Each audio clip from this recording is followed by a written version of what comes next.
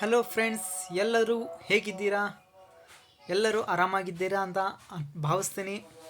ಇವತ್ತಿನ ಒಂದು ಸುದ್ದಿಯನ್ನು ನಾವು ನೋಡೋದಾದರೆ, ಭೂ ಒಡೆತನ ಯೋಜನೆ 25 ಲಕ್ಷ ಸರ್ಕಾರದಿಂದ ಸಿಗುತ್ತದೆ ಫ್ರೆಂಡ್ಸ್. ಇದಕ್ಕೆ ಯಾವೆಲ್ಲ ಅರ್ಹತೆಗಳು ಬೇಕು, ಇದಕ್ಕೆ ಯಾವ ಥರ ಅಪ್ಲಿಕೇಶನ್ ಹಾಕಬೇಕು, ಮತ್ತು ಇದಕ್ಕೆಲ್ಲ ಒಂದು ಟರ್ಮ್ಸ್ ಆ್ಯಂಡ್ ಕಂಡೀಷನ್ನ ನಾವು ನೋಡೋದಾದರೆ ಸ್ಟೆಪ್ ಬೈ ಸ್ಟೆಪ್ ಇವತ್ತಿನ ಈ ಒಂದು ಮಾಹಿತಿಯನ್ನು ನಿಮಗೆ ತಿಳಿಸಿಕೊಡ್ತಾ ಇದ್ದೇನೆ. ಏನಿದು ಭೂ ಒಡೆತನ ಯೋಜನೆ?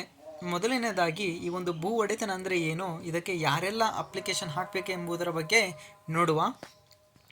ಭೂರಹಿತ ಮಹಿಳಾ ಮತ್ತು ಕೃಷಿ ಕಾರ್ಮಿಕರನ್ನು ಭೂಮಿಯ ಮಾಲೀಕರನ್ನಾಗಿ ಮಾಡುವುದು ಈ ಯೋಜನೆಯ ಮೂಲ ಉದ್ದೇಶವಾಗಿದೆ ಫ್ರೆಂಡ್ಸ್.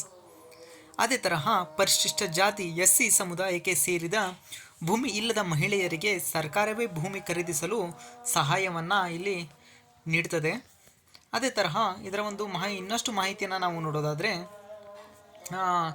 ಎಷ್ಟು ಹಣ ಸಿಗಲಿದೆ ಎಂಬುದರ ಬಗ್ಗೆ ಬಹಳಷ್ಟು ಇಲ್ಲಿ ಜನರು ಇದಕ್ಕೆ ಮೇನಾಗಿ ಗಮನವನ್ನು ಕೊಡ್ತಾರೆ ಫ್ರೆಂಡ್ಸ್. ಅದರ ಬಗ್ಗೆ ನಾವು ಇಲ್ಲಿ ನೋಡೋದಾದರೆ, ಬೆಂಗಳೂರು ನಗರ, ಬೆಂಗಳೂರು ಗ್ರಾಮಾಂತರ, ರಾಮನಗರ ಮತ್ತು ಚಿಕ್ಕಬಳ್ಳಾಪುರ ಈ ಜಿಲ್ಲೆಗಳ ಫಲಾನುಭವಿಗಳಿಗೆ ಗರಿಷ್ಠ 25 ಲಕ್ಷ ಹಣವನ್ನು ಏನಿದೆಯಲ್ಲ ಫ್ರೆಂಡ್ಸ್, ಇದು ಸಿಗಲಿದೆ. ಅದೇ ತರಹ ಉಳಿದ 27 ಜಿಲ್ಲೆಗಳು, ಅದನ್ನು ಇಲ್ಲಿ ಇರುವಂತಹ ಜಿಲ್ಲೆಗಳನ್ನು ಬಿಟ್ಟು ಉಳಿದ 27 ಜಿಲ್ಲೆಗಳ ಫಲಾನುಭವಿಗಳಿಗೆ ಗರಿಷ್ಠ 20 ಲಕ್ಷ ಹಣ ದೊರಕಲಿದೆ. ಅದೇ ತರಹ ಒಟ್ಟು ಮೊತ್ತದಲ್ಲಿ 50% ಸಬ್ಸಿಡಿ ಸಹಾಯಧನ ಇರುತ್ತದೆ ಮತ್ತು ಉಳಿದ 50% ಹಣದ ಸಾಲದ ರೂಪದಲ್ಲಿ ಇಲ್ಲಿ ಸರ್ಕಾರ ನೀಡಲಾಗುತ್ತದೆ. ಈ ಸಾಲವನ್ನು ನೀವು ವಾರ್ಷಿಕ 6% ಬಡ್ಡಿ ದರದೊಂದಿಗೆ 10 ವರ್ಷಗಳ ಅವಧಿಯಲ್ಲಿ ಮರುಪಾವತಿಯನ್ನು ಮಾಡಬೇಕಾಗಿರುತ್ತದೆ.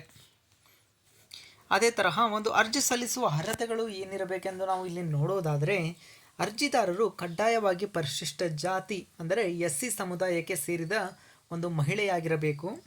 ಅದೇ ತರಹ ಅರ್ಜಿದಾರರ ಕುಟುಂಬವು ಭೂರಹಿತ ಕೃಷಿ ಕಾರ್ಮಿಕ ಕುಟುಂಬವಾಗಿರಬೇಕು. ಅದೇ ತರಹ ಕುಟುಂಬದ ಯಾವುದೇ ಸದಸ್ಯರು ಸರ್ಕಾರಿ ಅಥವಾ ಅರೆ ಸರ್ಕಾರಿ ಉದ್ಯೋಗದಲ್ಲಿ ಇರಬಾರದು. ನೀವು ಖರೀದಿಸುವ ಜಮೀನು ಮತ್ತು ವಾಸಸ್ಥಳದ 10 ಕಿಲೋಮೀಟರ್ ವ್ಯಾಪ್ತಿಯಲ್ಲಿ ಇರಬೇಕಾಗಿರುತ್ತದೆ. ಅದೇ ಥರ ವಿಶೇಷ ಸೂಚನೆಯನ್ನು ನಾವು ನೋಡೋದಾದರೆ, ಜಮೀನು ಮಾರಾಟ ಮಾಡುವ ಮಾಲೀಕರು SC ಅಥವಾ ST ಸಮುದಾಯಕ್ಕೆ ಸೇರಿರಬಾರದು. ಮತ್ತು ಇದರ ಮೇನ್ ದಾಖಲೆಗಳು ಯಾವ್ಯಾವು ಎಂಬುದರ ಮಾಹಿತಿಯನ್ನು ನಾವು ನೋಡೋದಾದರೆ, ಮೊದಲನೇದಾಗಿ ಆಧಾರ್ ಕಾರ್ಡ್ ಪ್ರತಿಯನ್ನು ಬೇಕಾಗುತ್ತೆ. ಅದೇ ತರಹ ಜಾತಿ ಮತ್ತು ಆದಾಯ ಪ್ರಮಾಣ ಪತ್ರ, ತಹಶೀಲ್ದಾರರಿಂದ ಪಡೆದ ಭೂರಹಿತ ಕೃಷಿ ಕಾರ್ಮಿಕ ಪ್ರಮಾಣ ಪತ್ರ, ಅದೇ ತರಹ ರೇಷನ್ ಕಾರ್ಡ್, ಜಮೀನು ಮಾರಾಟ ಮಾಡುವ ಮಾಲೀಕರ ಒಪ್ಪಿಗೆ ಪತ್ರ ಅಂದರೆ ವಂಶಾವಳಿ, ಜಮೀನಿನ ಇತ್ತೀಚಿನ ಶಹಣಿ ಅಂದರೆ RTC ಮತ್ತು ಕಳೆದ 13 ವರ್ಷಗಳ EC ಅನ್ನು ಹೊಂದಿರಬೇಕಾಗಿರುತ್ತದೆ ಫ್ರೆಂಡ್ಸ್.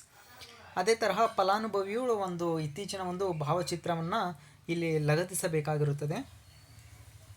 ಅದೇ ತರಹ ಅರ್ಜಿ ಸಲ್ಲಿಸುವುದು ಹೇಗೆ ಎಂಬುದರ ನಾವು ಮಾಹಿತಿಯನ್ನು ನೋಡೋದಾದರೆ, ಇದು ವೆಬ್ಸೈಟ್ ಮೂಲಕ ಇಲ್ಲಿ ಅರ್ಜಿಯನ್ನು ಸಲ್ಲಿಸಬೇಕಾಗಿರುತ್ತದೆ.